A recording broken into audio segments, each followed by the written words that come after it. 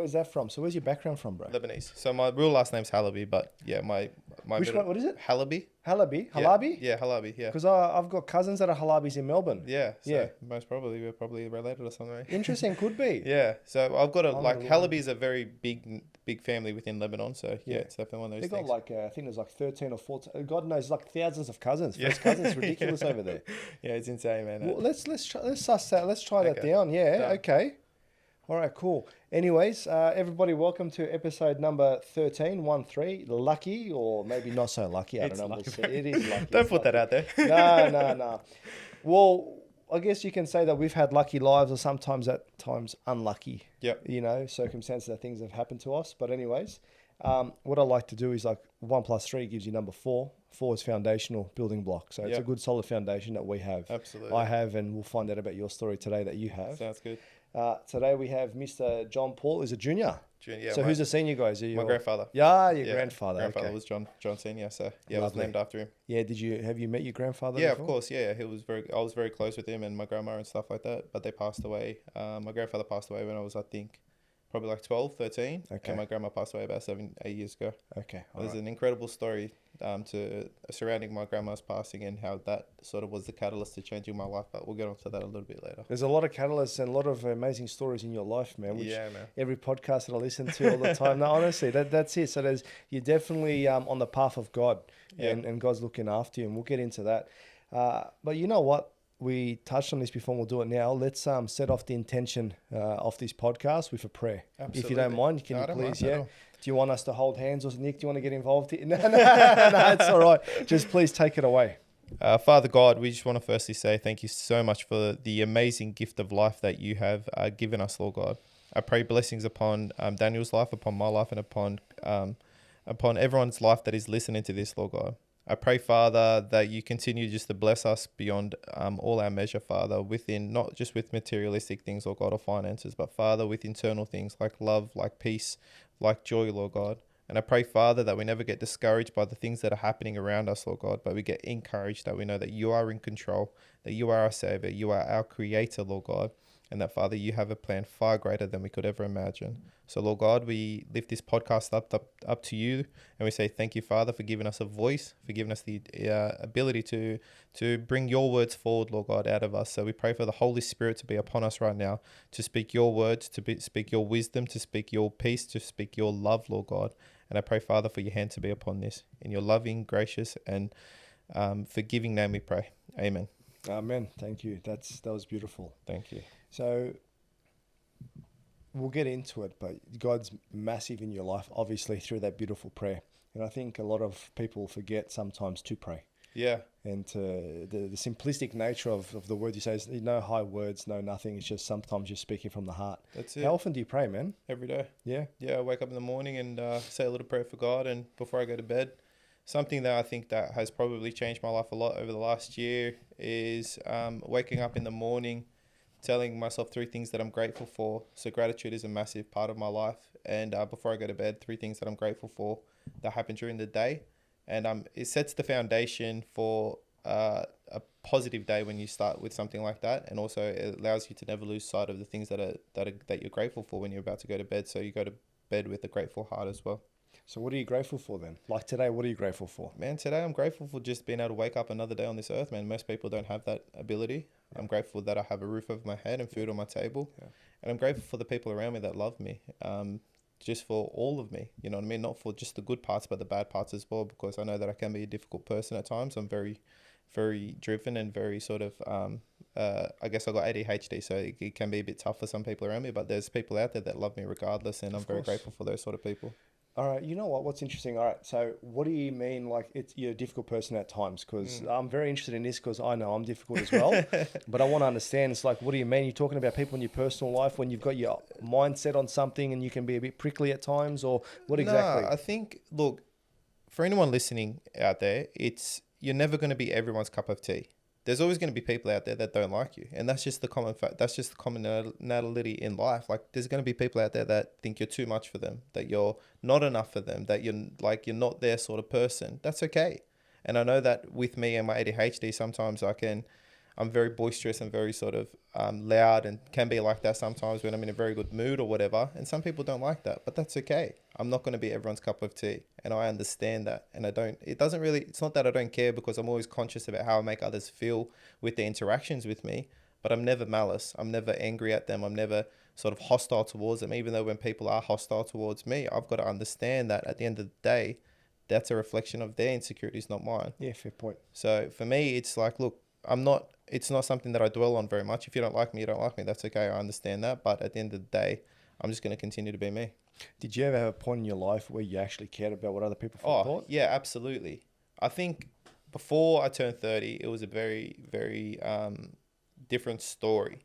Look, I'll go into my childhood a little bit here, because I think this is probably a good segue to do it, is that I grew up in a household where God bless my mum, she's a beautiful human and I absolutely adore her. She did the best job she could. But there wasn't a lot of love within my household. So there was a lot of abandonment, a lot of rejection, and a lot of sort of feeling of not being good enough. So throughout my life, that did sort of affect me in a way, to think that I wasn't good enough, that I didn't have the ability to be loved.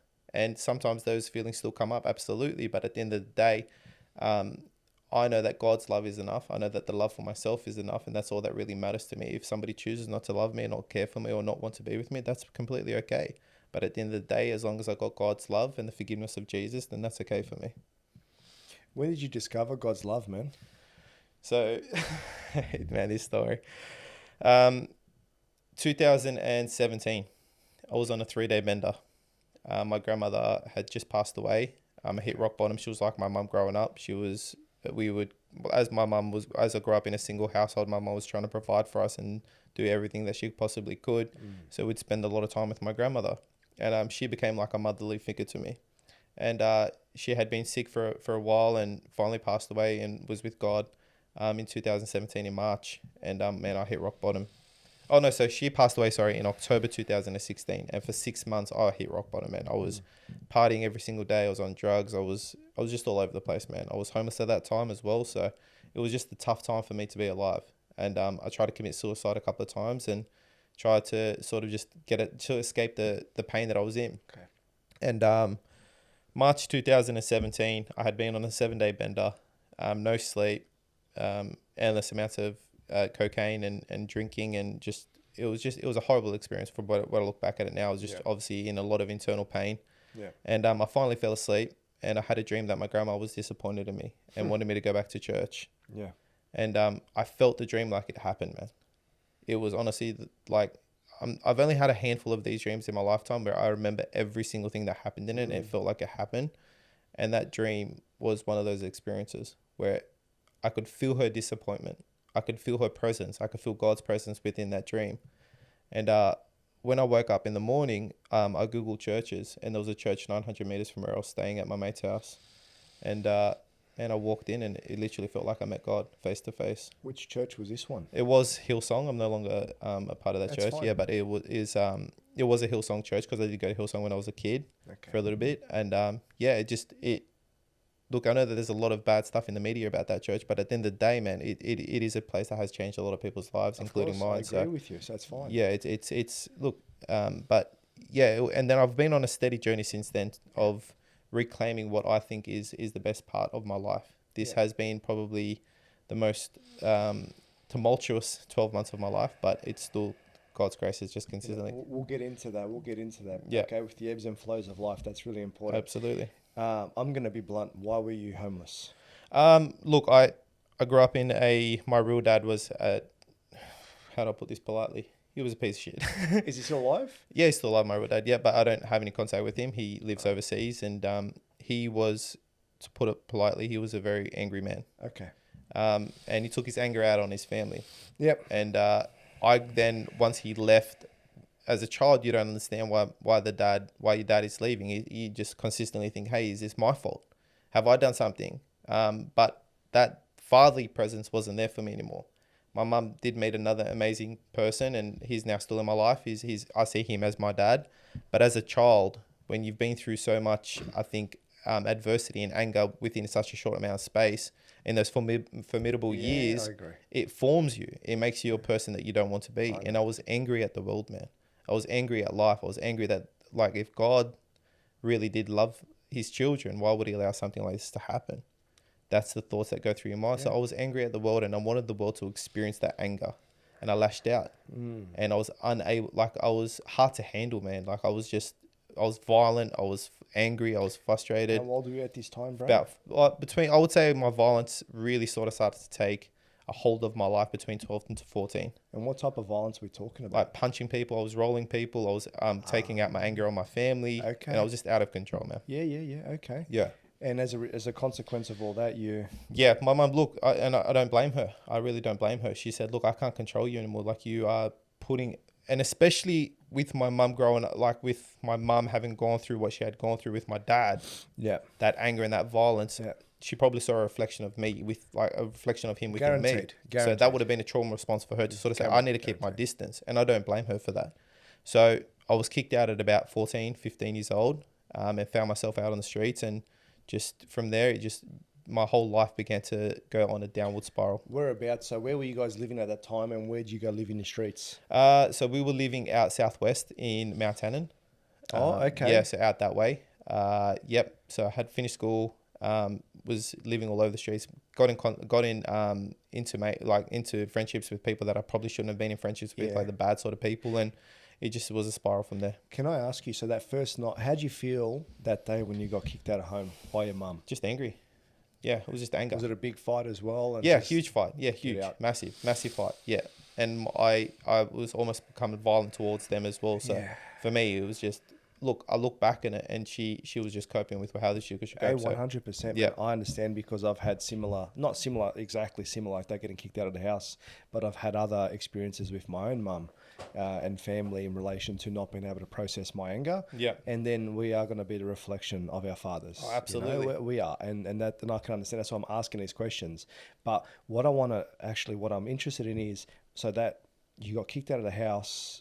Where did you go to from there? Like, where, I just want to understand, where was the first place that you go? So I went to my mate's house for a couple of nights, and obviously we sort of, I was just staying at wherever I could at most of the times, but some nights I wouldn't have anywhere to stay. So some nights I would be sleeping in McDonald's playgrounds because it's a little bit warmer in there and it had some shelter and whatnot. But it was just a consistent fight of struggle of just trying to find places to stay. Fuck, at 14, 15 years old, that's crazy, man. Yeah, it is, man. It is. Did you slowly make your way up to the city afterwards, or did you stay out west? Yeah, no. So about 20 years old, I was involved in the wrong sort of people, and I got arrested, and then from there I sort of made the decision to move out of the area to get a change. I just couldn't be around those sort of people anymore. So from there I moved into the eastern suburbs of Sydney and started a new life out there, but it was still the same broken patterns that I've always gone through. And when did you rekindle your relationship with your mum? After I became a Christian, man. All right. So, okay. All right. So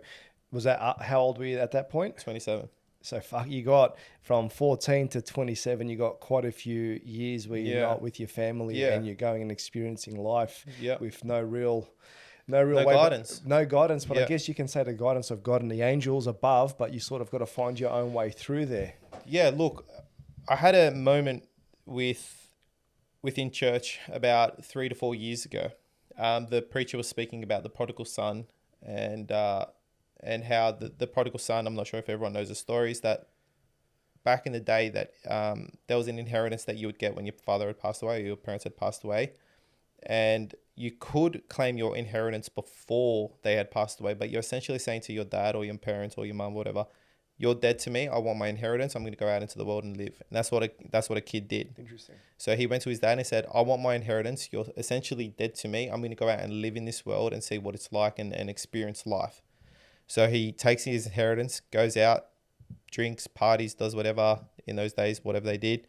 And then finds himself completely broke, eating out of a pig stool with these pigs. And he thinks to himself, even the servants in my father's house eat better than what I'm eating right now. So I'm going to go back home and I'm going to go and try to rekindle things with my dad. But his first thoughts were like, my dad won't want anything to do with me. I've essentially said to him that he's dead. So as he's approaching the house, he sees his dad at the front of the house, and you would think that the dad would be angry at him. But as soon as the dad makes eye contact with his son, he sprints towards him and embraces him and says, "Welcome home." And when I heard that, I I was thinking about my life and how essentially I was raised a Christian, brought up as a Christian kid. And then I went out into the world, experienced all this sort of stuff. And then I came back and I'm back into my father's house, right? And there's moments in my life that have stuck with me forever. So one would be when I was 17, I was sleeping on this in this drug house where it was just like cardboard covering the windows. I was sleeping on this disgusting mattress, man, that I can still physically smell it. It was that disgusting. It scarred me forever. It was the worst smelling house that I've ever been a part of, like that I've ever lived in or anything like that. And I was just thinking to myself, I was bawling my eyes out going like, this is going to be me forever. Like, you know what I mean? And by the grace of God, I've never touched a needle, never done anything like that. So that's a saving grace in itself. But as I can picture myself laying on that mattress and crying and bawling my eyes out, I was put like into like this semi-trance where the worship was on and I could see Jesus next to me weeping. And then there's another moment. He takes me to the next moment that I remember where it was the middle of winter and I'm sleeping in my mate's car because that he had lent to me. It was so cold, man, that I woke up in the middle of the night. I had just put on all my clothes to stay warm and it was still freezing. It was like -3 because I was living out in the hills at that time.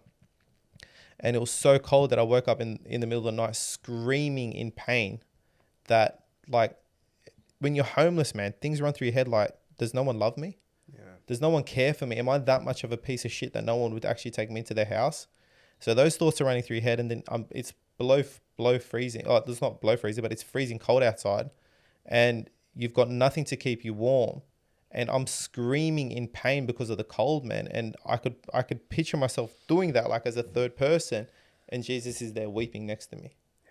So there's these moments throughout my whole life, and as a child I'm up against the wall and I can hear my dad going off and throwing plates and my mum like all sorts of things, like crying and screaming and I'm leaning up against the wall and I'm just like crying to myself, Jesus is there laying next to me, I'm crying next to me. So that was probably one of the most pivotal points in my faith, to know that God, as much as I had walked away from him, he never walked away from me, man. He was there with me throughout the whole situation of everything that I've gone through. No matter how much I turn my back on him, man, he's there.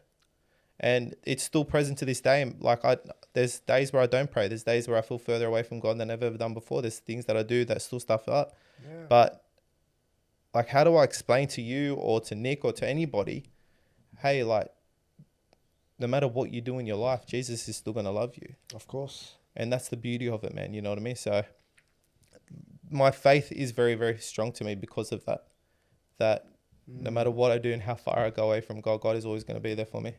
I agree with you 100% there. I always say the same thing as the parents as well. Regardless of whatever happens, I truly believe deep down that parents will always love their children. Oh, absolutely. It's just that there are things out there. So it sounds like we've got two very difficult fathers. Yeah. And the thing is, I stopped speaking to my old man for 4 years. And the thing is, I used to think that he was angry at me, I used to build up these stories in my head. But when I finally started speaking to him, he broke down crying. Yeah.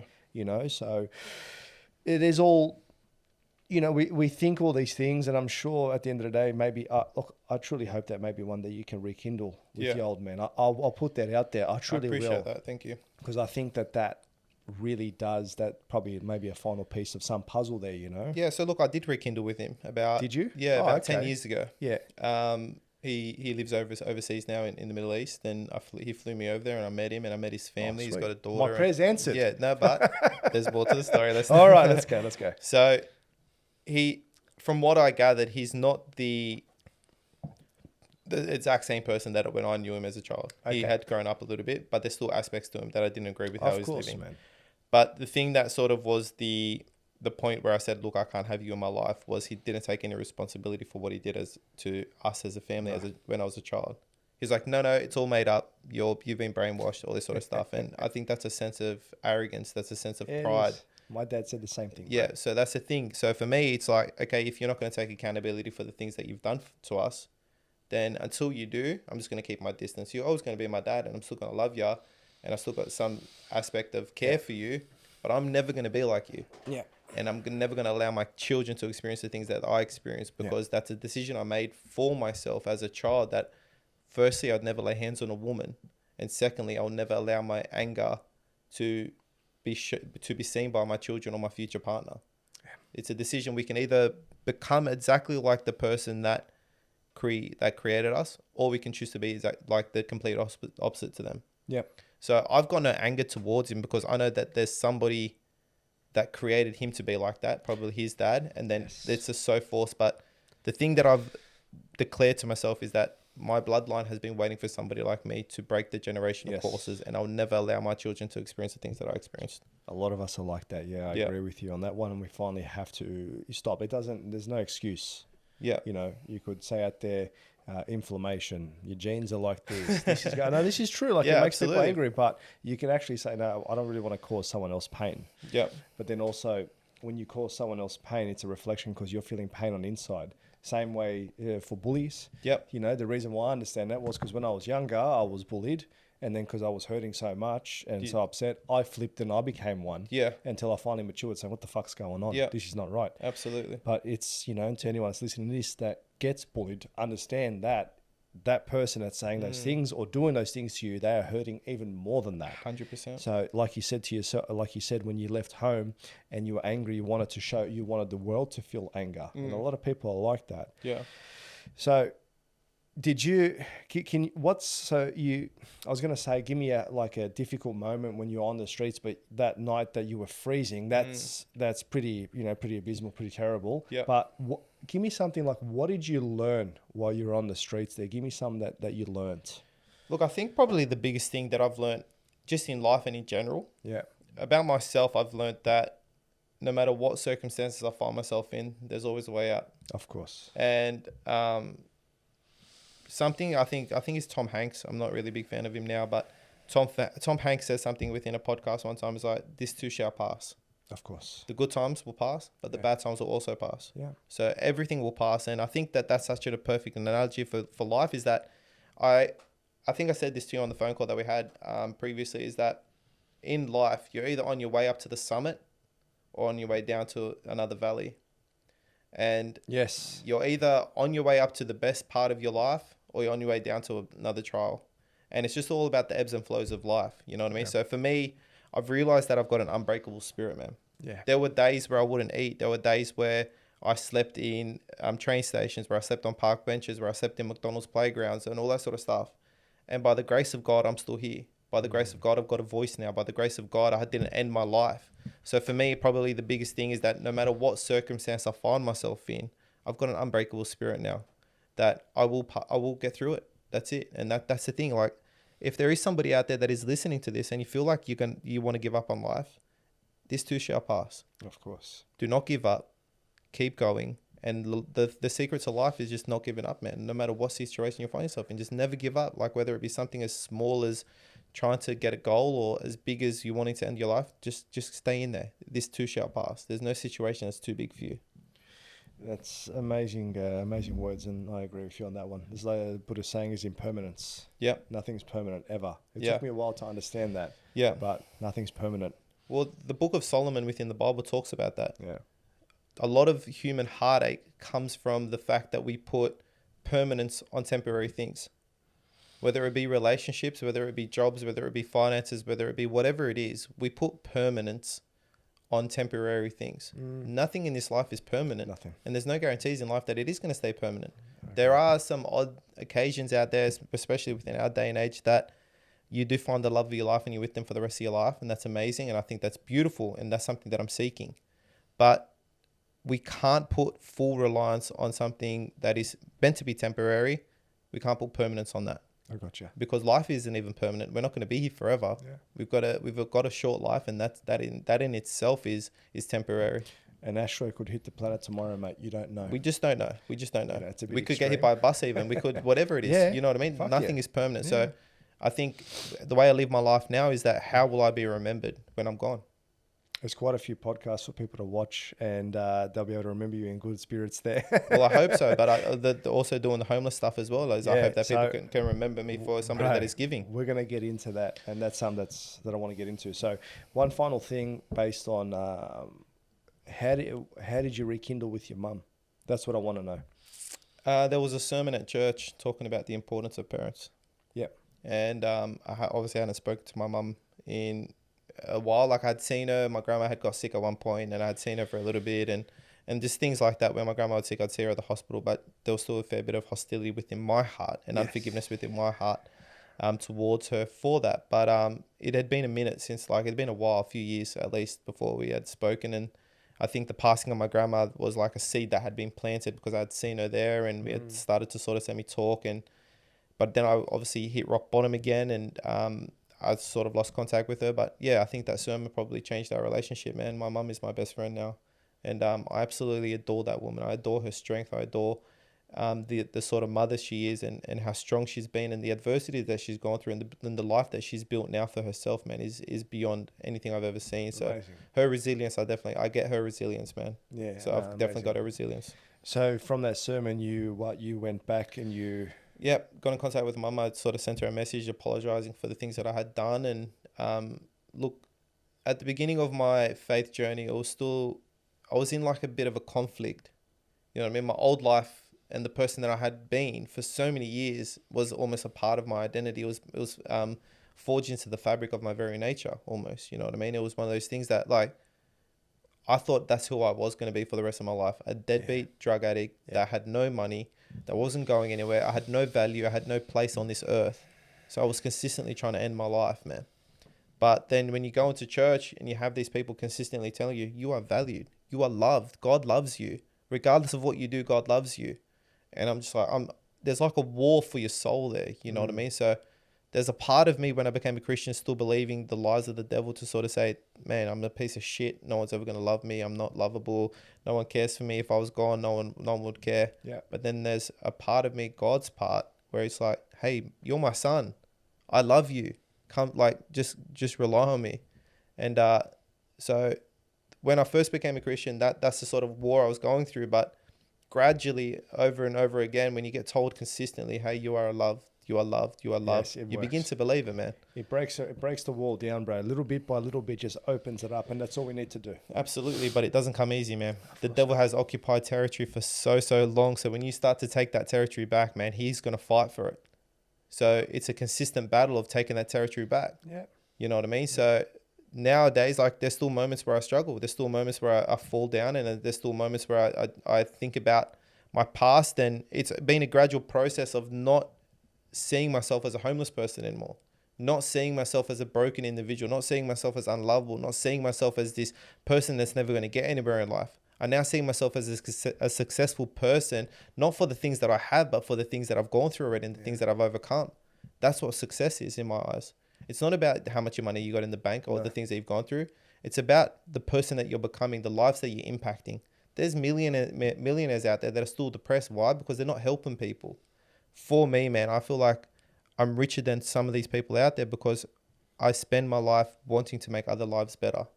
And that's what I do, man. That's why I've been put on this earth, is to really zone in and help the people that need to be helped. And I do business, and everything I do within business is like going towards that. Yeah. Is to how can I help people become the best version of themselves? How can I help people that are struggling? There's no feeling on this earth that like giving something to somebody that you know you're never going to get anything in return for. Like helping the homeless, man, there's no feeling like it, man. I gotcha. So I was going to say, some multimillionaires, even billionaires, have never helped a homeless person, have actually never helped and gone down to that level and given a helping hand, given a couple of dollars with, and also if you go to the city, which businessmen do you have, or businesswomen walking around there that treat the homeless like they're nothing, just walk past them, don't even look at them. So how many homeless people have you helped? I've lost count, man. Yeah, I've lost count. But look, it's not about that. At the end of the day, for me, it's just like, if I help one soul, that's all I care about. That's exactly it. You know what I mean? One soul. And look, I've probably the most impactful moment of my whole entire life with helping the homeless is, I used to go out on Friday nights when I was at like the pinnacle of, I guess you could call, of like my Bible studies and all that sort of stuff. And I was in Bible college and everything. And I would go out Friday night, I'd speak to the homeless, I'd pray over them, I'd lead them to Jesus. And it was literally the most fascinating thing in the world.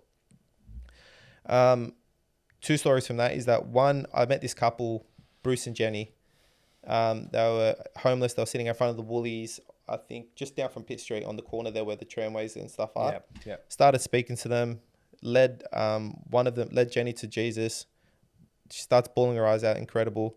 Then 2 weeks later on the Sunday, so not that Sunday, the following Sunday, I'm walking through church and I'm like, Jenny? She's like, oh, hey, John, I remember you told me you went to Hillsong and I just got on one of the buses and they drove me here and here I am. She brought another homeless woman with her. Both led to Christ. Both raised their hands, both praising Jesus. I've got photos of it. It's absolutely insane. Then the week after, she brings her partner, also accepts Jesus into his life. And it's just the consistent. Then I give her a call 6 months later.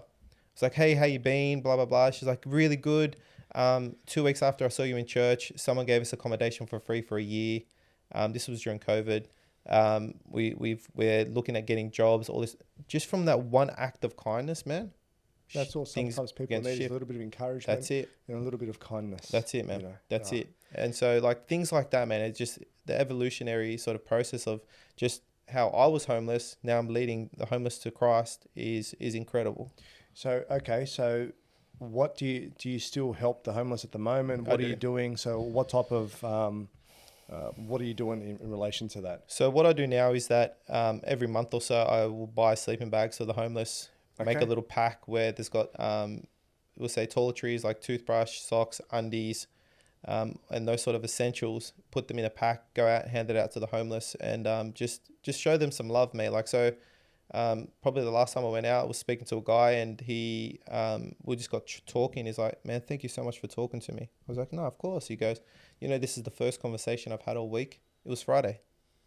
The first conversation he's had all week, and it's a Friday. No one will ever understand the level of loneliness and abandonment you feel when you have tens of thousands of people walking past you on the daily and not even acknowledging you as a person, man. You're just nothing to them. So if I could encourage people out there that are listening to this, if you see a homeless person, you don't need to buy them anything. You don't need to give them money. Yeah, that's amazing. Buy them a coffee or buy them a hot food or something simple. Yeah. Buy them a jumper, buy them some undies, buy them some socks. But have a conversation with them. They're people. Of course they're people. So that's the thing that blows my mind. And when he said that, man, it broke me. Yeah. It absolutely broke me. So I think for now is like the best thing I could possibly do is just get these people to be seen and allow these people to be seen and allow these people to sort of know that they are loved. So when are you going out next time with the sleeping bags? I'm going to go out next month. Next month? Yeah. Next month is July. Okay, I was going to say I'll come and join you, but I'm going to be overseas. That's fine. So I'll come and join you another time. I think you should cancel your trip and let's... Yeah. This is more important. I'm joking. Nah, look, I don't doubt that. Oh, I don't know. I'm only joking, man. Rome and Serbia. No, but I want to come out and we'll get some sleeping bags, some packs. 100%. Together, whatever they cost, and we'll put it together and just go out there because I do what I can when I see homeless people. I'm not going to bullshit you and say, I stop and talk to every single one. I don't. There's times where I just walk past as well. Yeah, of course. All right, I'm caught up in my own world, doing my own thing. But if they look at me and say, hello, hey, bro, do you have change? No, I don't. I've actually been caught out a couple of times lately where people are asking me for food or something. I'm like, I don't, because in my mind, I don't know where I've gone in the last year or so, but it's not somewhere where I want to be anymore. Or even in the last couple of months, it's sort of like you're starting to lose touch with yourself. That's why this podcast and doing this has really helped me because I'm starting to express myself. So I was out at Liverpool and my mum's getting some pastries and whatnot from the baker, and this guy walks up to me and he goes to me, "Can I have I want to go get some chips from the fish and chip shop over there. Can I have a couple of dollars?" And I'm eating and I'm like, "Oh, sorry, mate, I don't have any money on me." He goes, "Oh, okay." And he's just standing there looking at me. And then I realized the whole stupidity of the situation. He's asking me for money for food. I'm eating. And I'm just like, what do you want? Yeah. And he goes, he couldn't even speak English. He was an Asian man. I just want a couple bucks. If I can open my wallet, give him a $5 note. There you go, bro. Yeah. And then goes in and gets the chips. I'm like, what the fuck's going on? Yeah. And then there was another situation the other night in Penrith. I'm proud of myself on this one. I just got out of the car and so the homeless guy from across the road calls out to me. And I look at him. I'm like, I can't fucking understand you, bro. I said, I can't understand you. And he's like, whatever. I'm like, all right. I walked over. I said, mate, sorry, I didn't hear you. What's up? Yeah. He goes, I just want a couple bucks. I can go get some food later. I said, all right, bro, give me a sec. Walk back to the car, pull out $10. Yeah. Walk straight back over to him again. I said, sorry, mate, I didn't understand you, but here you go. He looks at me. I'm like, whether you buy food or what, I don't care. Enjoy yourself. Have a nice night, bro. Yeah. And he's like, he just didn't know what to say. shock. He's just shocked. Yeah. And thank you. And I walked back across the road to the tobacconist to go get my cigars. But the thing is, if I'm asked a question from now on, especially by a homeless person, someone doing it tough, hey, sorry, what's up? What do you need? And then you try to see what you can do for them. Don't just palm them off. No, it's that's not nice. And that's what a lot of people do in general, man. They just palm people off because it's just the easiest thing to do. They don't want to get involved in it. They think they're going to buy drugs. But who cares? Who are you to judge if you... Mate, the people that are doing the most blow on the weekend or the most coke on the weekend... Make the most money, bro. Well, not even that, but they're the ones that are judging the most. Yeah. I was going to go buy a coke. Bro, weren't you doing lines the other night? Like, relax, man. What's the matter if they're doing it? They're trying to escape. The same way you're trying to escape, but they've got a reason to escape. What do you got to escape, bro? You live in the eastern suburbs, relax. I don't think we have a right to say, like we shouldn't be judging. If they want a couple bucks, give them a couple bucks. Well, bro, the better option is go buy them food. Buy them food. Buy coffee. Yeah. Buy something simple like that, especially in wintertime, man. It's one of those things that a hot meal or a hot beverage or something like that can go such a long way because it brings a bit of warmth. It brings a bit of comfort. That's the biggest thing, man, is that we can give them money. That's cool, understandable. But when you're buying them something intentional like food or a jumper or socks or something like that, that's even better, man. And you know what's a good way to know what they want? Ask them. That's it. Hey, just walk past, say, hey, is there how you going? What's your name? Is there something that you would like at the moment now? Like, I've got $50. What would you like? Yeah, that's it. What would you like? Yeah. I want the money. There you go. You know, whatever. The best thing is, well, if you're in the city and you've got some extra money on you, go buy a gift card from Woolies to give to them so they can go and buy food consistently. One of those gift cards, then they can use consistently when they're hungry or when they want to buy something. Best way to do it, man. You know, things like that make such a massive difference for a homeless person. Of course it does. Yeah, so just look, I think going along those lines, but at the end of the day, they are people, they are loved, they're human beings. Let's treat them that way, and let's sort of thing, because 100%. It just takes one act of kindness to have a life completely changed, and I'm a living testimony of that.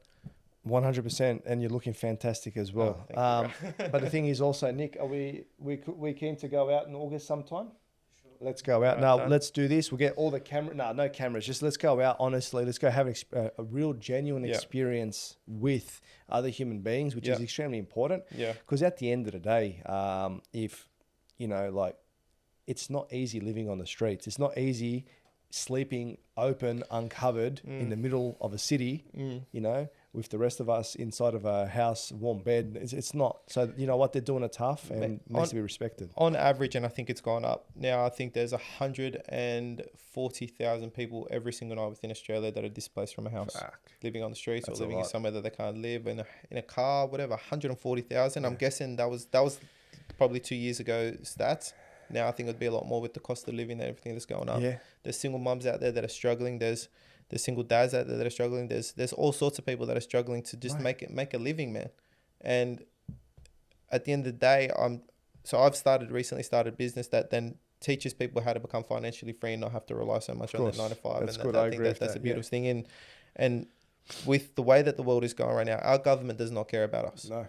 They care about filling their own pockets. They care about making as much money as they can possibly make for themselves and for the cowboys that are in there with them. But that the cost of living gets taken onto us, where the big corporates are then laughing their asses off at how much tax they pay and how much they don't pay. You know what I mean? So for me, the biggest thing is, and I think this touches on what I said before, is that I want to give back as much as possible and I want to help people as much as possible. And for me to go from being homeless to then starting businesses and now doing what I'm doing is a testament to God's love. You know what I mean? And I think for me now moving forward is to share God's love with as many people as I can possibly. And that's what I do, man. That's why I come on podcasts and speak about my life and speak about what God has done, because it illustrates the immense love that God shows for us. Yes. And it shows the character of God so perfectly that if he could take somebody as broken and as broken as I was and transform him into be able to live an amazing life that he's living, then I think it shows just what God can do with just about anyone. You know what I mean? So that's I think is such a beautiful thing. I agree with you there wholeheartedly. Now, so you came back to God.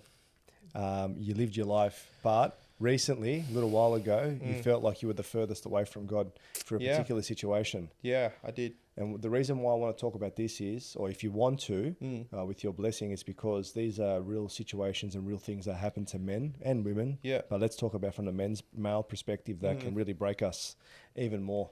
Yeah. And it can really, it's put a lot of good men, it's taken them away. So anyways, if you could just run us through that. Yeah. So, look, I've been in 2, I would say, very abusive relationships in my life. Yeah. One back in 2000 and, what year? 2000. So 2 years ago from now, so 2002. I was dating a Greek girl, Malakas. Malakas. That she wasn't just in a good place, man. She wasn't in a good place at all mentally. And for some reason, and I think it's probably because it is a childhood trauma response, that I am more drawn to a woman if she's like emotionally sort of like struggling, if she's gone through hardship or something like that, if she's gone through an abusive relationship or whatever it is. Just like your mother. Yeah, just like my mum. Exactly Right. So I was drawn to her. Things started off amazing, but things flipped very, very quickly. And I became her verbal punching bag, essentially. Fuck. So, but then not only that, she became physically abusive. She used to throw vacuums at me and things like that. So that was the first experience I've ever experienced like that in my life. I've never been a part of in an abusive relationship like that before, ever. And that really sort of affected me. Probably for like 6 to 8 months, I was absolutely broken. How old were you back then? 31. 31. Yeah, 31. So we met, things were amazing. Yep, went from there and then quickly turned. And man, the thing is, I know I should have walked away very quickly, but that sense of like, she's going to change, or the good times are there and I see the good in her and all that sort of stuff, that kept me there for some reason. So then straight after that, I met probably the most amazing girl in the world. And I was so broken because of that last relationship. I just couldn't handle her. Yeah. My thought process of for 5 years, man, I had been through so much psychology, so much therapy, so much everything to get myself into a better place. And that one relationship broke me. It brought me back to exactly where I was when I first became a Christian. So then I met an amazing girl, couldn't be with her because I was just so broken, didn't know how to treat her, didn't know how to treat myself. I did everything I could to push her away. And that's the childhood response. That's the PTSD from child. Like, why does this person love me? I don't even love myself, man. Like, how could this person love me? I'm a piece of shit. Like, if this person actually knew the real me, she wouldn't love me. You know what I mean? And the real me back then was like an insecure, heartbroken person because of that relationship. So then after that, I took a bit of time off dating. Was still going on dates here and there, but I I never wanted anything serious. Of course. Then at the end of last year, I met this girl. Things just moved really quickly, man. We started talking. I was like, look, do you want to grab some dinner tonight? She's like, yeah, I'd love to.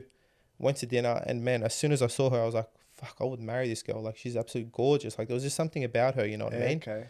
And for the first 3-4 weeks was amazing. She then flew back home. So she's Australian, but she's got Bosnian heritage. Balkans. Yeah, Jesus, Joseph. And never From my again. part of the world. Never again. Nah, they're not all bad people, but there is quite a bit of trauma there that I know. Yeah, I understand. of course. I understand. Yeah. So when she went overseas, she got really sick. She got COVID, and then she had sciatica and all this sort of stuff, right? So she became really, really ill. I was looking after her consistently, but through her sickness, she pushed me away as well. Okay. She became very angry, very frustrated, and I don't blame her. She was going through a lot. Of course. But then after her sickness, I think she felt really, really bad for the things that she had done through the sickness and the way she had treated me. And what guilt does and what shame does is that it makes you believe that, hey, I'm not a good person. So if this person actually does love me, why does he love me? Or like, that's what she's thinking towards me. Like, why does this person actually love me if I treat them horribly? So then you become into this consistent cycle of reacting badly because you think that they're going to break up with you. And then you want to make things better. So you try to make things better, but then that shame overtakes you again. And so it's just a consistent cycle of treating people poorly, trying to reconcile for it, then treating people poorly again. It's just like a consistent cycle like that. Yeah. And then it just got to the point, man, where she shouted at me for like 2.5 hours straight one time, just screaming her head off at me, accusing me of cheating, and I've never cheated on her, never. Man, that relationship was probably the most broken I've ever been. And I literally was probably the most depressed I've ever been. So for me now, it's that I've realized that the most important decision, or the second most important decision a man or a woman can make, is the person they end up with. Of course. Obviously, the first decision is allowing Christ into your life. And then soon after is a woman. So I was further away from God because of her, or because I allowed that relationship to get me to that point. It wasn't her fault. I made a decision. When we first started dating, she's like, yeah, I'll come to church with you. I'll do all this sort of stuff. But then she's like, no, I'm never coming to church with you. And all it, like she had Muslim family, and she sort of wanted to sort of embrace that and everything like that. So look, but at the end of the day, man, the level of brokenness that I felt because of that relationship absolutely destroyed me. And soon after we broke up, I started to reclaim myself. I started to reclaim the person that God created me to be. I felt so lost and so without identity. It was just crazy, man. I didn't know where I was going to go. I had recently shut my business down, so I didn't have that to sort of rely on to sort of keep me occupied. I was just at the lowest point of my last 7 years of my Christian life. So I'm sitting there in my room. I've just gone through a breakup that has been absolutely horrendous. And I remember looking into the mirror and just thinking to myself, you will never be this financially broke ever again. And you'll never be this emotionally broken ever again. Pick yourself up and fucking do something with yourself. Enough is enough. Stop allowing, firstly, people to treat you like this. And secondly, do not put yourself in a position where you know you're going to get treated like this. Remember who you are and remember who created you. And I picked myself up off the floor, bro, because I had been bawling my eyes out. And I said, this is a point in my life that I'll never, ever return to. I will never allow myself to be in this low position ever again. Yeah. And from that moment, man, I started to build a business that I'm currently working on now, and that has just been launched this week, which is going incredible already. But from there, man, our toughest times often forge the greatest comebacks ever. Of course. And I know it's cliche to say, oh yeah, whatever, but it's the truth. And something I've said on a recent podcast is that oftentimes our life is like a slingshot. The further we get pulled back, the further forward we're going to get propelled. And that's so true, man. Like I felt like I was at ground zero, essentially. I had nothing to live for. I had nowhere to go. I didn't know what I was doing. I didn't know where I was going. I didn't know what the next steps were. But it was in that single decision that I had made for myself that I would never allow myself to be here again, that things just shifted quickly. And it was a momentum shift. Yes. She didn't want me to be on podcasts. Now I'm back on podcasts. And we're very grateful for that. We're very grateful. If you're watching this... No, I'm joking. With all due respect, I hope you... No, I'm not joking. I hope she finds herself. Look, I don't know this person, but yeah. You can't say to someone, you know, I can understand, I don't want you to go to a strip club. Not even then. But the thing is, just some severe damage there, some severe trauma. Man. I can understand it because I know those types of people, and they're people from my part of the world. Then I can understand what's going on. There's generational trauma involved there, but you can't sit there for 2 fucking hours yelling at someone.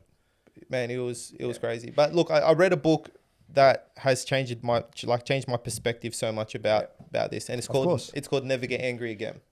Oh fuck! I need that book. I get angry all the time. Yeah, so it's all about the egocentric person. Yeah. About what the ego does and how it makes us perceive the world in a certain way. Yes. Right. So, as one of the key examples and that are highlighted within this book is that when somebody bumps into the back of you, you will instantly turn around in annoyance. Right. Like what the heck? Like who bumps in the back of me? What if that person was blind? What would happen to that anger? It'll go away. What would happen? It will turn to compassion, right? Yeah. Okay, so say hypothetically somebody speeds past you, cuts you off.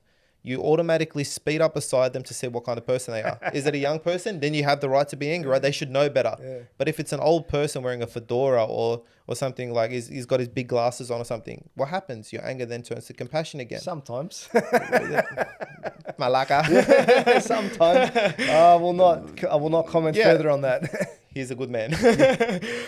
But what if I was to flip the script though? And we don't get angry at these people because there is a sense of a disability there because of their age or because of like they're at the point in their life where they don't know better, right?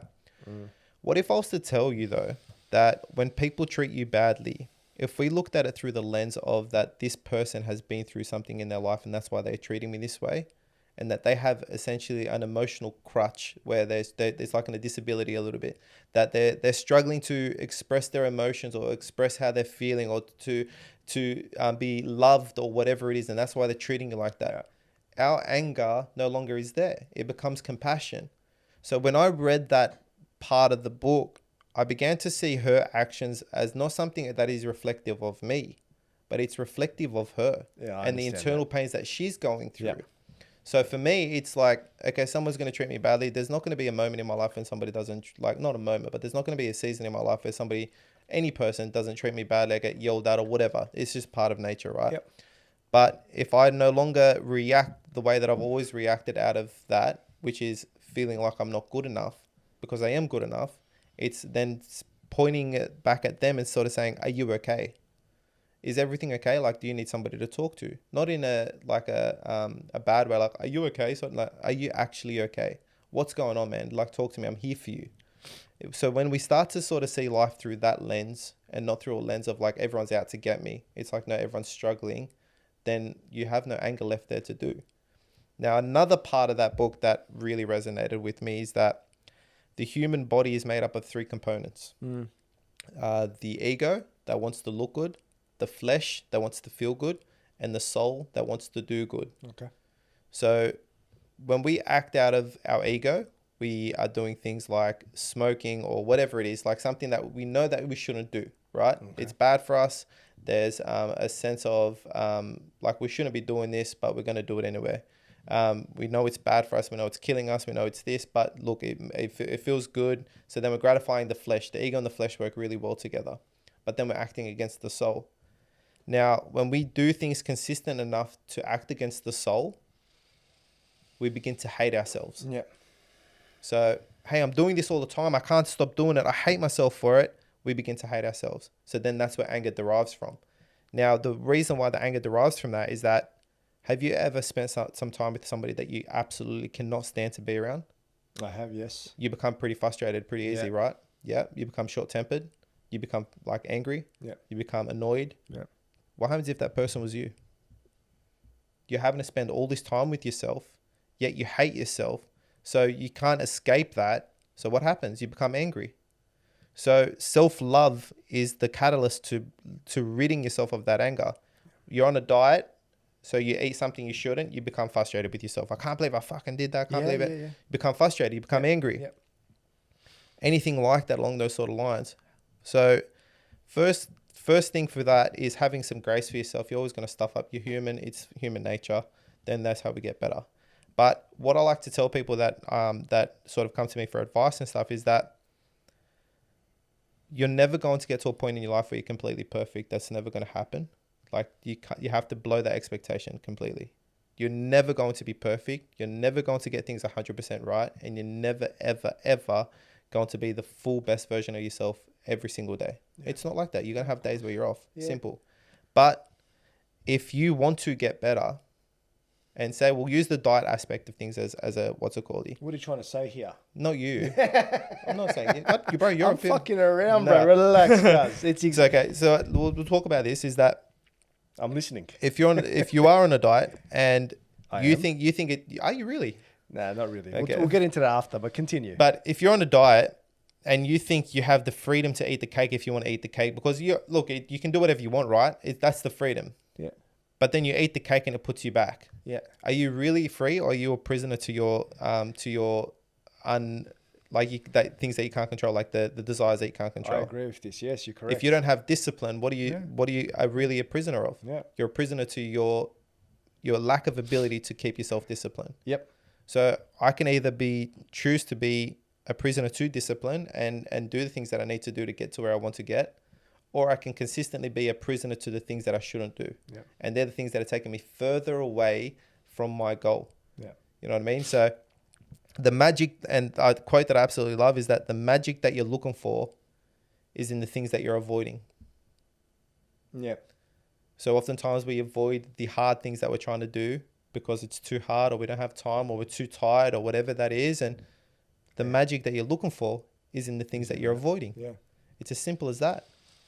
Whether you might even be avoiding quitting your job or breaking up with the person that you know that isn't good for you, or whatever it is, the magic you're looking for is in the things you're avoiding. Yeah. It's as simple as that. If you want to change your life, you've got to first change up here. Yeah. And if you don't change up here, then nothing is ever going to change. I had like a 60-year-old person come to me the other day, and they wanted to start a business, and we're talking, and she said, I'm just too old. I'm too old. I can't, I don't see myself starting a business at this age. I said, age isn't the issue. Your mindset is. And she sort of stopped. I could see her face just physically pop. I said, Warren Buffett accumulated 99% of his $130 billion wealth after he was 50. Yeah. Insane. So whatever you're doing in your life, discipline needs to be at the forefront of stuff, because that's when you're going to hate yourself less. And then secondly, you need to know that you're capable of doing anything that needs to be done. The magic is in the things you're avoiding. I'll say that one more time just so people can get it. That's exactly right. But you can achieve anything you want to in your lifetime. Anything you set your mind to, you can do it. How many times I've had people tell me, you can't do this, you can't do that. And, I'll show you. And then, I got told that I couldn't do mathematics, so I go to advanced maths, and I finished engineering in the end. There you go. Oh, he's not that good with English. I came first in English. Yep. Oh, you won't amount to much. Well, fuck you. Yeah. Even though at the time I didn't understand that mindset, I never really went to that extreme. But now it's sort of like, if you tell me I can't do something, I'll fucking do it. That's it. And I even one of my colleagues, I kept on saying that to him, like as we're talking, going through site, walking around, and I said, bro, anything you set your mind to, don't let anyone tell you can't do it. They tell you can get it done. Yeah, that's 100%. what this job in construction, that's what we learned to do. And then we went out one night, and the bar staff was saying, no, you can't have any more drinks, this and that. And he's just very persistent. He found a way to get more drinks at the place we're having dinner at. And he came back and he was a bit tipsy, and he goes, bro, you see what you told me? Never let them say no. I said, did you steal that bloody drink from them? He goes, no, but I found a way to get it done. It's not a large scale example, but use that mindset. Whatever you want to achieve in life, you will get there. 100%. Just believe in yourself. Even if you don't know how to get there, take one step at a time. Do one thing. And you know what? This is going to lead into the next thing, which is what you're doing with your mindsets and your businesses. Yep. It's sort of, you want to set up your own business. Yep. When people come and talk to me or say, oh, I'm thinking about setting up my own business, I'll say to them, do you have an ABN? No, I don't. Go fucking get an ABN. Yeah. How do you do that? Go set up an ABN. And once they set up an ABN, you start to see things start to change within them. And 100%. Slowly, you took one step, and you look at the next one, and before you realize it, it's not that difficult. Yeah. Like I look at some of these people that have got millions of dollars, and they've got these businesses that are turning over, and I'm looking at going, this is impossible. No, it's not impossible. No, it's not. You just need someone to help you and show you one step at a time how to get there, which is you and your business. So please plug. Let's go right there. I'll take $50 on the side later. But let's get into it, man. So what are you doing? One thing I want to say before I start anything like talking about the business is that people overcomplicate starting a business and underestimate what they can do. Yeah. So a lot of conversation that I have with people is that I just don't know where to start. Yeah. I don't know what to do. I don't know what I'd be doing. I don't know what I'd sell, all that sort of stuff. So my background is that I started the business in the middle of COVID, October 2021. All construction had sort of shut down or slowed down. So I had an air conditioning business before that. Okay. That sort of ceased. So I was sitting there locked up in my house because that's what we were doing back then. And I started to learn about e-commerce. Then by the grace of God, so I'll tell you the backstory of how I started my e-commerce business. So in the middle of COVID, my mental health had just deteriorated. Okay. I was very up, my highs were very high, and my lows were very low. And my friend just passing comment said, maybe you have ADHD, because that was some of the symptoms that I sort of showed when I was diagnosed. Okay. Said, yeah, I was diagnosed as a child, but I stopped taking medication, all that sort of stuff.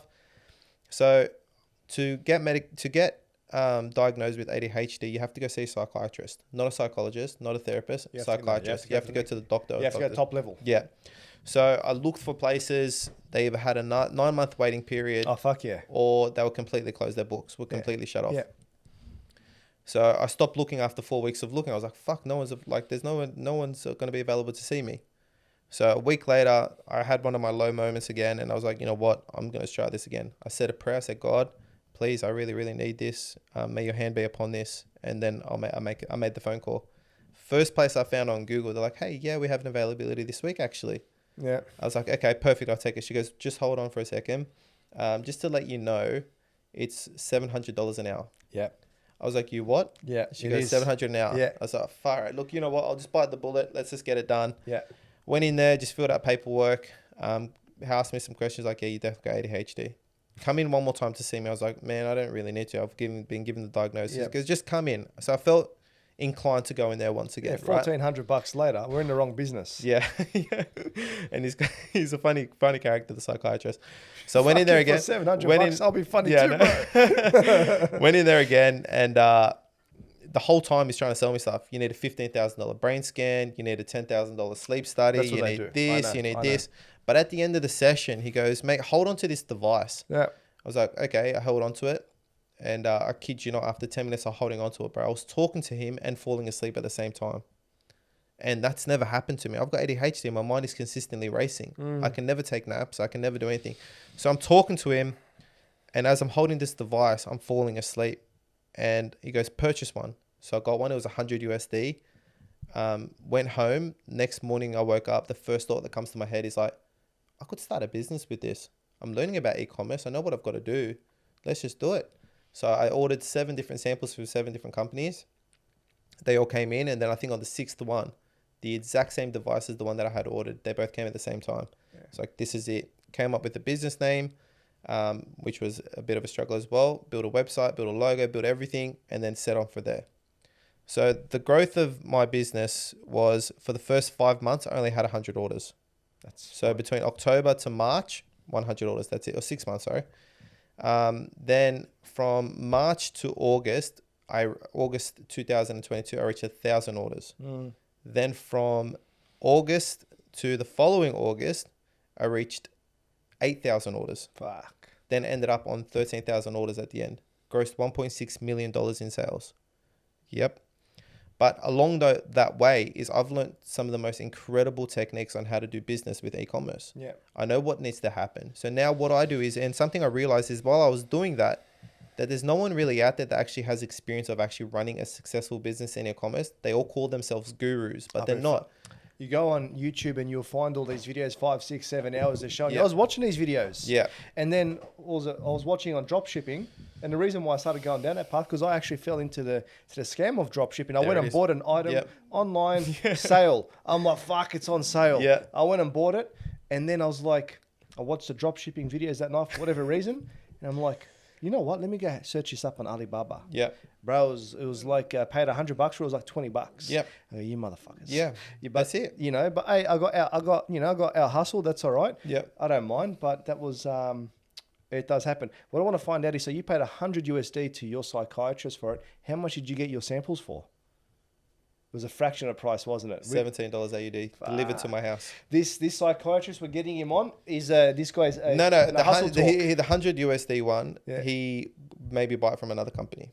He was just like the middleman. So someone was getting it for $17 and then I was selling it for $100 USD. That's good. So with that whole thing is that, for me, there's so many gurus out there that proclaim that they're gurus. Yeah. They really have no idea what they're actually doing, man. Now, the gap in the market for me was, there's no one out there that teaches you where to find product, what products to sell, how to do your market research, how to do your CAGR, which is compound annual growth rate. All those sort of things really have come into play.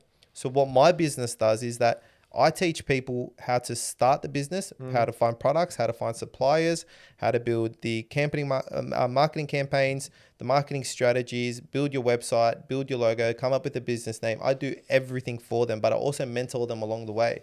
So 8 months ago, I helped a woman start a business. She was a single mom. She was struggling a little bit, struggling to keep up with the day-to-day life spending. She's an incredible person.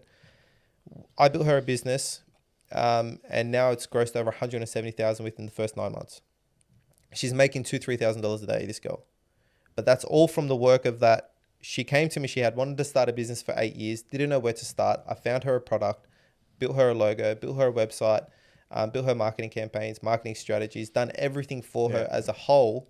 And now she's starting to reap the benefits. Was she like I don't know what the correct terminology is, but how did she find you? Was she like She's a friend of mine. A friend of... Yeah, she was a friend of mine that came to me and asked me for it. Gotcha. But the thing I want to do now is that I've obviously got a gifting I feel like the gifting that God has given me. Yeah. So now that I know that I've found my calling to do this, I want to help the struggling single mums out there to find businesses. I want to start business. I want to help the guy that's out there that's trying to provide for his family but wants to spend time with his family to start a business. The best thing about e-commerce is that you can run it from your house. Yeah. That's the beauty of it, man. I can help you start a business for under $5,000, not including my costs, for under $5,000 and make it a 6-figure business within 12 months. That's my guarantee, or you get your money back. So you either trust me and allow me to sort of build this business for you. And if it doesn't work, because not all businesses will work, but I make sure that I have a marketing, I do the market value research and everything like that to see things that are selling and everything like that. I'm 100% sold that I will make a successful business for somebody. But if you do not make 6 figures within the first 6 months, within the first 12 months, you get your money back from what you paid me to do. So that's the beauty of it. There's no loss within this. The beautiful thing about that is that you get to be mentored by me as well. So then you can start multiple businesses after what I do. So it's not just about me starting a business and then leaving you on your own to do whatever you want to do. I give you the rundown on how to do things. I give you the rundown on how to build a marketing strategy, how to build your marketing campaigns on TikTok and Instagram, and how to do email marketing and everything like that. I teach you how to build logos. I teach you how to build websites. I teach you how to find products and speak to suppliers and do all that sort of stuff. That's literally everything that I do for people. The reason why I wanted to do that is because I want people to break free from the 9-to-5 stronghold that the world has upon them. Yeah. As a child, you dream so much. I want to be an astronaut. I want to be a firefighter. I want to do all this sort of stuff. And you lose that expectation. You lose that excitement as you get older, right? Why? Because life happens. Yeah. But if you remember to when you were a child and you were going on an excursion or you're going on a field day or whatever, you had that expectation that something amazing was going to happen. Yeah. And that's the beauty of business, is that I want to give people the freedom to be able to live life on their terms, not live life on the terms of being stuck in a building on a 9-to-5 job that you go to. You wake up in the morning and you freaking hate your life because you have to go there and all that sort of stuff, right? A lot of people hate work, hate their jobs, absolutely. Man. And then what happens is that you don't have any energy in the nighttime for your children. You don't have any energy after work to work on something yourself. Yeah. So it's just like this prison that you're stuck in. And I want to break people free from that prison. That's why I do what I do. Yeah, the money's good for it and it gives people, but I love building businesses for people. It's something that makes me happy. And if I can make other people happy through what I do, then that's a double whammy for me. You know what I mean? So this business that I've started is essentially to help Australians and people around the globe, once it gets to that point, is to start a business for under 5K and gross over 6 figures within the first 12 months. And that's a guarantee that I make for people, is that you will make this successful.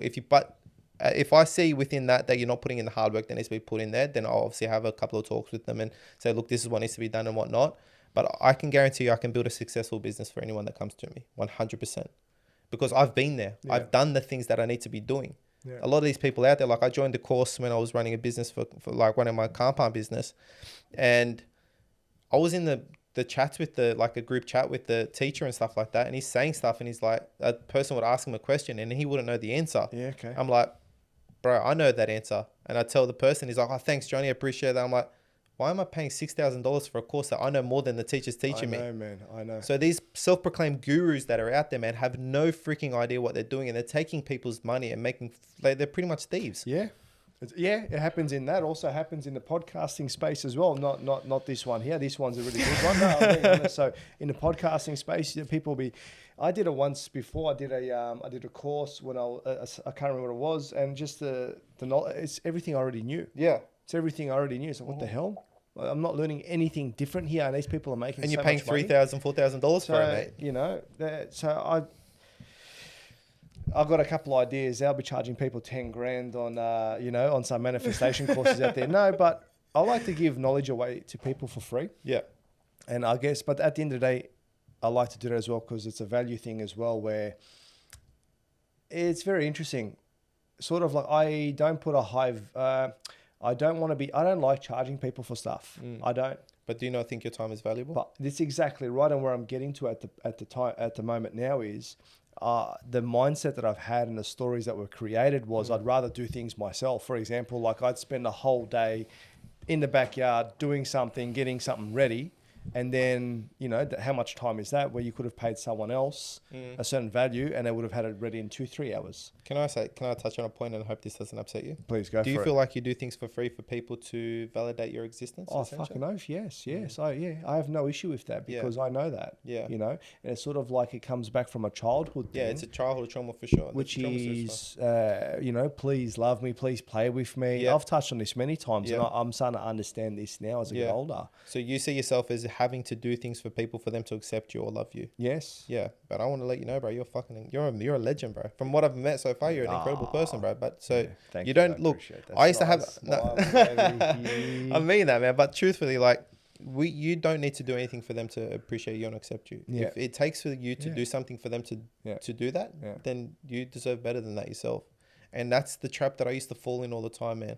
I used to fall into the trap of like buying girlfriends heaps of stuff so they would stay with me. Or like I'm buying them stuff so they're staying with me, or I'm doing all this stuff for them so they would stay with me. It's a validation. Yeah. But yeah, it's nice buying a woman stuff like because that's what she deserves. She deserves to be treated with flowers and chocolates and all that sort of stuff and holidays and whatnot. But that shouldn't be the basis of our relationship. No. Because I value myself too much now to understand that a person should want to be with me regardless of my financial status, regardless of what I bring to the table. There's going to be moments in my life where I'm going to probably have nothing. There's going to be moments in my life where I lose everything and I'm down in the dumps and I need a woman in my corner that's going to be able to hold me up and say, John, get your head straight and get on with it. I know you're better than this. Yeah. And vice versa. There's going to be moments in my life when my future wife is going to be down in the dumps and doubting herself and doubting life and doubting everything. I need to be the man and lead her out of the valley. So circling back to what we said before, the second most important decision you can make is finding a woman or a partner that is going to not only be there for the good times, but be there for the times that you need her most. And that's when you're down and out. Divorce rate within Australia is sitting at 63% at the moment. That's crazy. So I would rather stay single as long as I need, because I don't want my children growing up in a broken home. No. I don't want my children growing up in a household where mum and dad are always arguing and all that sort of stuff. That's not something I want to do. But it's slim pickings out there at the moment, bro. It's very slim pickings. You know, Bumble, Tinder, all those things, they're fucking crap, mate. There's not much on there. Yep. So how old are you now? 34. 34. Oh, we're same age. Yeah. Fuck. My man. Yeah, that's it, bro. 34. And so how's it going at the moment with finding a future partner, future mate? I've sort of taken some time off, man. Yeah. Beautiful. Yep, I have. Look, I'm not going to touch too much on this, but recently there was a post put out on me on a huge page just for women about things I did like 15 years ago, bro. You know what I mean? Like when I was homeless. And girls are like commenting on it, bashing me down for it. I was like, you know what, man, the culture within these days, I just don't want a part of it. What I want to do now, bro, is just work on my business and just work on myself and just consistently get better. And that's all I can possibly do in my time. And when it's God's timing, and then it's better. I'm not going to comment too much because I might end up finding myself on that thing as well. Shut the fuck up because they can find anything. It's off the CIA. They'll find up everything. Fuck up. How the hell did you find that? But it's a typical woman thing, bringing something up from like 10, 15 years ago. You know what I mean? Oh, fuck it. I remember. Ladies, I'm only joking.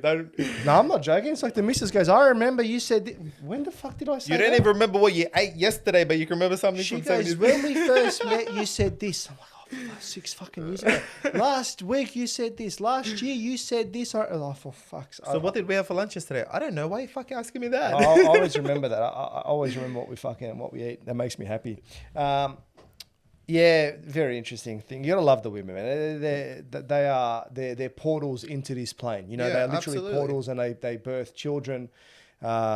And you know, you literally can't live without them. Maybe we can. Look, as much as they frustrate us, man, as much as they frustrate us, we do need them, and they need us. That's the thing. But that's the culture we live in right now is that women think they don't need men. Yeah. Oh, you need men.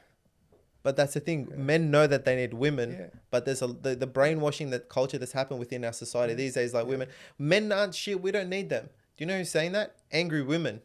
If you listen to an angry, like, this is the thing. It's true. Yeah. It's true that have been heartbroken or that have lost the man that they cared for or whatever it is. Yeah. Women, you need men, and men, you need a woman. That's just how it works. It's a transfer of energy. It is. It is a transfer of energy, but there needs to be equality there within that. It's to sort of say, look, you bring certain aspects to a relationship, which is like, especially parenthood. When you got hurt as a kid, you never ran to dad, bro. You always ran to mum because mum had that loving, nurturing, caring feeling about her. But dad was the disciplinary. He was the one that sort of led you. Not that I got that anyway, but you probably didn't get that either. I got disciplined. Yeah, I got disciplined, bro. But there was no guidance. I'm the same. So guidance from my mum. Yeah. So I found out that a household that grows up without a fatherly figure win it. Men that come out of that are 60 times more likely to go to prison, 20 times more likely to commit rape, 40% more likely to commit a felon or something like that. So, 80% more likely to commit a felon. Right.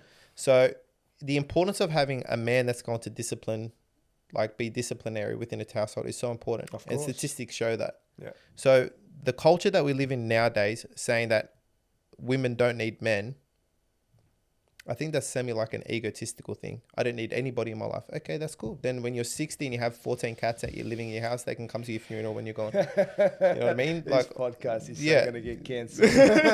But it's the truth. Yeah. So I think there needs to be a new wave of femininity or the feminine movement where it's like going back to old school sort of principles. Like, I would love for my future wife, not saying that she has to, but I'd love for my future wife to be able to stay at home and raise my children. To make a home, a house a home, to make the things like, I'm going to be the provider for my future family. I hope that I can be. Yeah. And if my future wife wants to work, she can work, absolutely. I'm not going to say that she couldn't do that. But for me, my ultimate goal is to find a woman that's in her feminine, that wants to be a home mum, to raise our children, not be raised by the state and by preschools and all sorts of stuff by the school. Of course. A mum that wants to be a mum. Yeah. A mum that wants to be a caring mum. A mum that wants to be a woman that wants to be a wife. Yep. That's what all men seek, one thing, man, and that's to be respected and loved by their wife or their future partner. And if there's no love or respect there, because the society is telling us, you don't need a man, you're not going to respect someone that you think you don't need. It's as simple as that. If you don't think you need a man, then go be single. Yeah. But when there's a level of respect there, because you know that you need him and he needs you to get to where you guys need to get to, then there's a level of respect from both sides. No, I agree. But the culture that we live in, like I said, is that women are taught and brainwashed that you don't need a man. The roads that you drive on, men built that. The buildings that you're in for work, men built that. Men are dying every single day to build the high-rise buildings that I think like 8 people die a week on a job site around Australia. 8 men die. Back. So we're the ones that are putting our lives on the line to give you the life that you want, but then society is telling them we don't need you. Where's that coming from? Look, I'm going to sound a bit like a conspiracy theorist here, and I'm sorry if I do. No, you can go for it. We welcome this. No, we do, because everyone's got a platform to talk and we can discuss. In the 70s, there was one sex being taxed by the big men upstairs, which is men. They were the one doing all the work. Yeah, okay. So how do you double the tax that's coming into a nation? Fair enough. Okay. Yeah, that's pretty plausible. We cannot confirm nor deny, but that's got a nice story to it. I can see where that's going. Yeah. So Soros, I think, is the one that funded the feminine movement. He's one of the higher people up in the American sort of George Soros. Yeah. He's an evil man. He's a very evil man. Very evil man.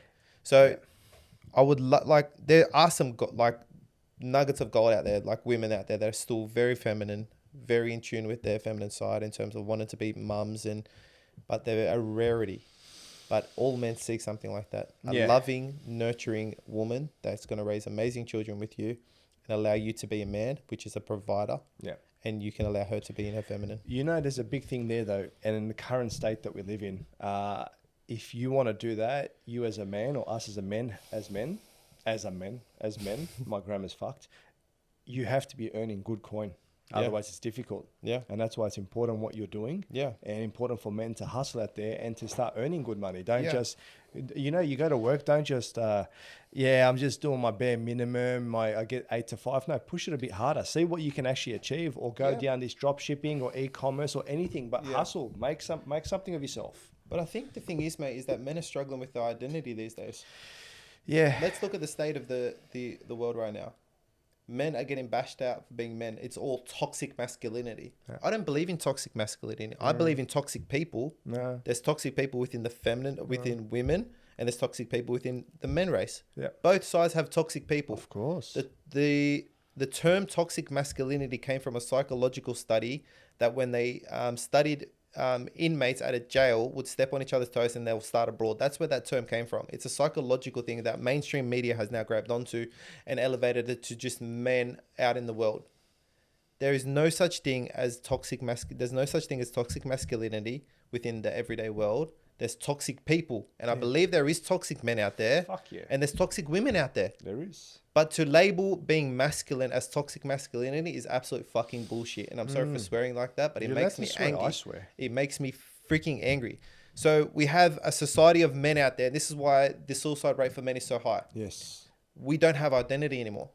We were born to provide, we'll raise. You need to be the provider of a household. You need to protect your wife. You need to do all this sort of stuff.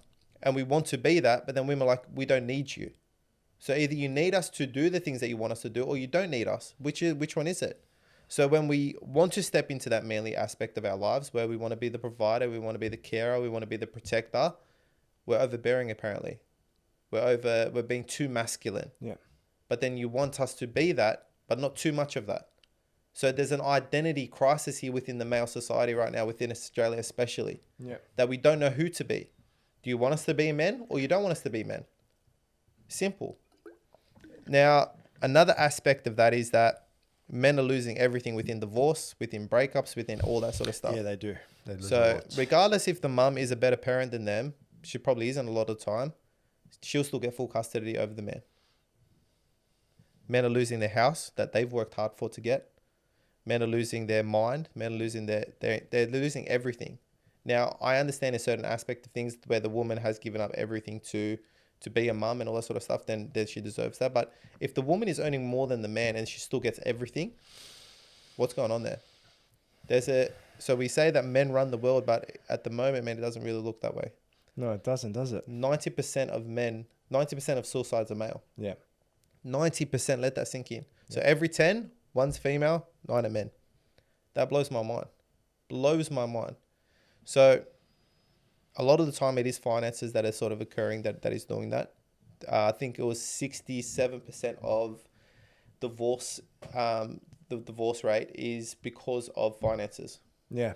Now, if I can build this business up enough to help people become financially free, not only for their current family, but for their kids' and their kids' that's what I want to do. Of course. So that can then be in tune to sort of stopping the divorce rate from being so much, because then people are becoming more financially free, are less stressed from work, they're able to work from home, they're able to be home with their family a lot more. And there's a lot, I want to give back the power to family.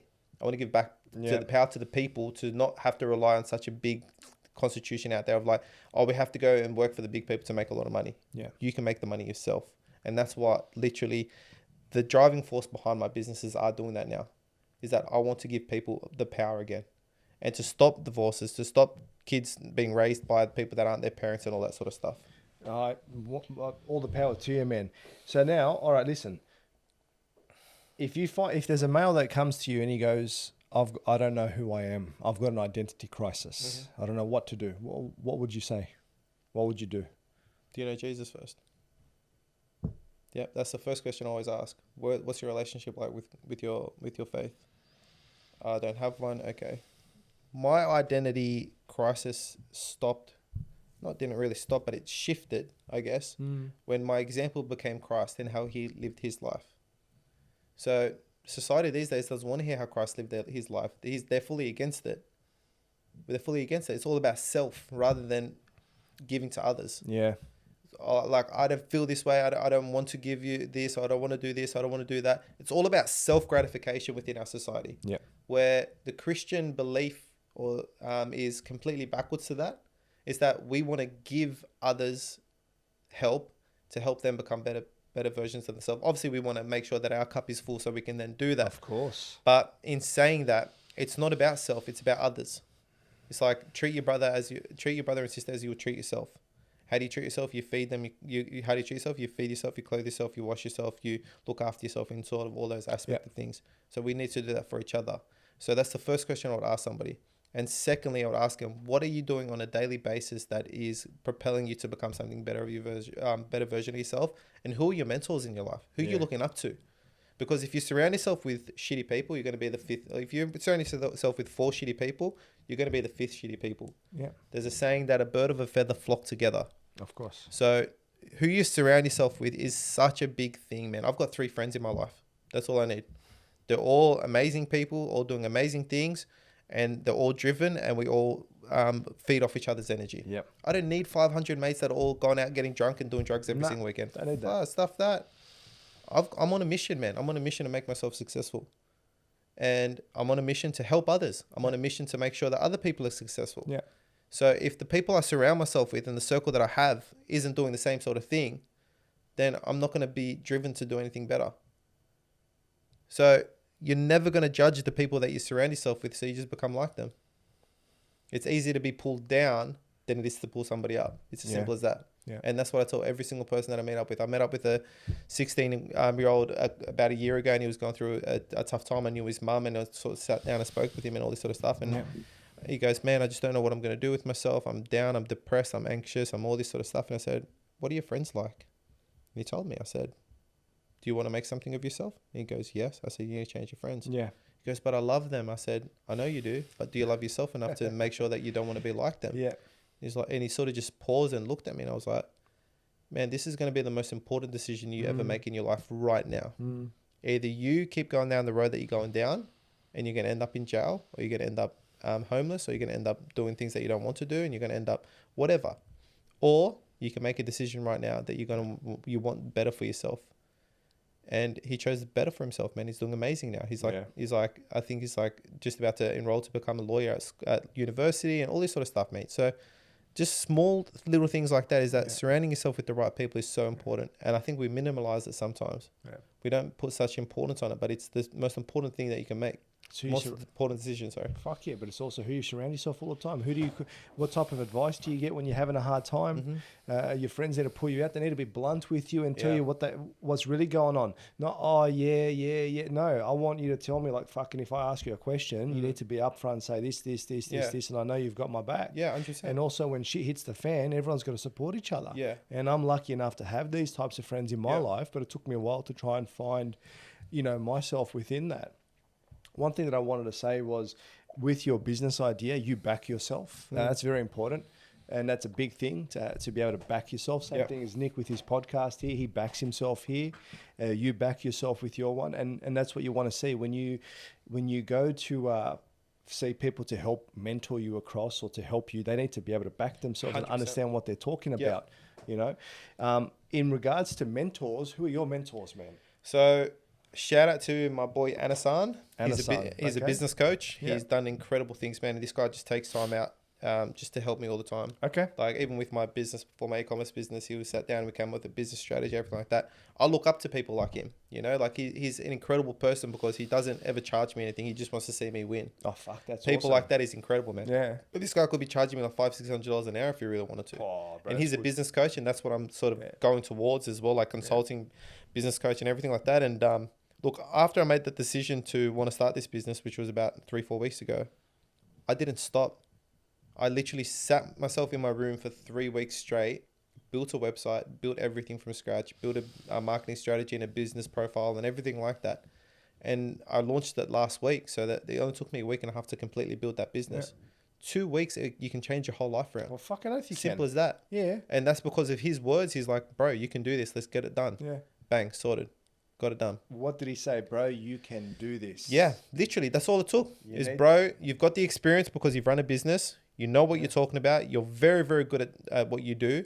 and I am good at what I do, and there's no one out there that actually teaches people what to do. They're just they're all shitballing. There's a couple of websites out there as well. You got you got the Hustlers University from Andrew Tate and things like that teaching about drop shipping. But really, there's no, it's all online, and there's nothing like. Maybe we get to that point, but from what I've seen, there's no substance to it. It's very light. Yeah, look, dropshipping's all right. Don't get me wrong, but there's not a lot. I've got an issue with fucking dropshipping. I keep on mentioning dropshipping. But there's not a lot of profit margin within dropshipping. No, but you got to keep on changing. You got to keep on changing what you do, and you got to keep on upping the website, closing down, going to another one. But if you set up what you do is not dropshipping. What you're doing is setting up a brand, an e-commerce website. Yeah, I set up brands. You set up brands, and that is the next stage above there because you set up a brand. Well, I set something up that's going to be long lasting. I set something that's going to still be there within 10 to 15 years if you work hard on it. Look, what the number one rule is for people that work with me is that always keep your full-time role until this business becomes big enough that then it can then complement your life. Yeah. Never, look, you see so many failed businesses because what they do is they quit their job. They have about $50,000, $60,000 worth of savings already there. If they can afford that. They're like, okay, I'm going to start a business. They go out there, buy the most expensive stuff, the biggest setup, because that's what corporates taught you to do. They have this amazing office. Money's really starting to sort of dwindle a little bit because they don't understand that the algorithm within marketing and everything like that takes a little minute to kick in. Yeah. So when that begins to happen, then say your child gets hurt and needs a new cast or whatever it is, like things like that happen. So the number one rule for any business is that I help people start is that always keep your full-time job until this business takes off.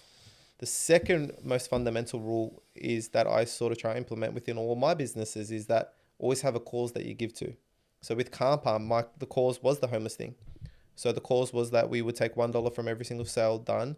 We would put it towards into an account, and then we'd go and buy sleeping bags and everything for the homeless.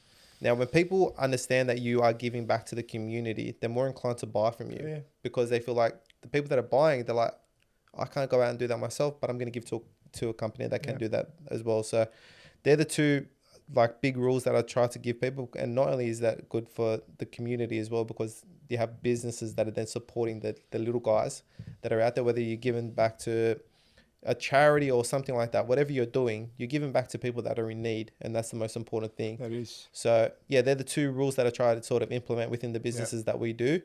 But there is nothing out there that teaches you where to search, how to find a supplier, how to get some samples, how to do everything. And that's what this business start to finish does. This business teaches you everything you need to know while also being mentored by me, somebody that's built a $1.3 million business within 2.5 years.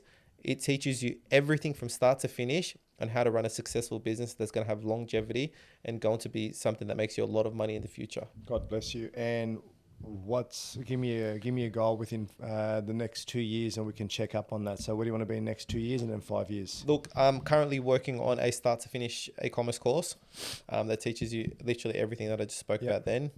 So then that will be implemented within the website and everything like that. That's something that I really, really want to do, and something that I would love to probably be doing within the next 2 to 5 years is building a homeless shelter. Yeah. God bless you. But the homeless shelter is going to be a little bit different, man. I want to build a homeless shelter that works on the homeless people's internal environment, not only just their external environment.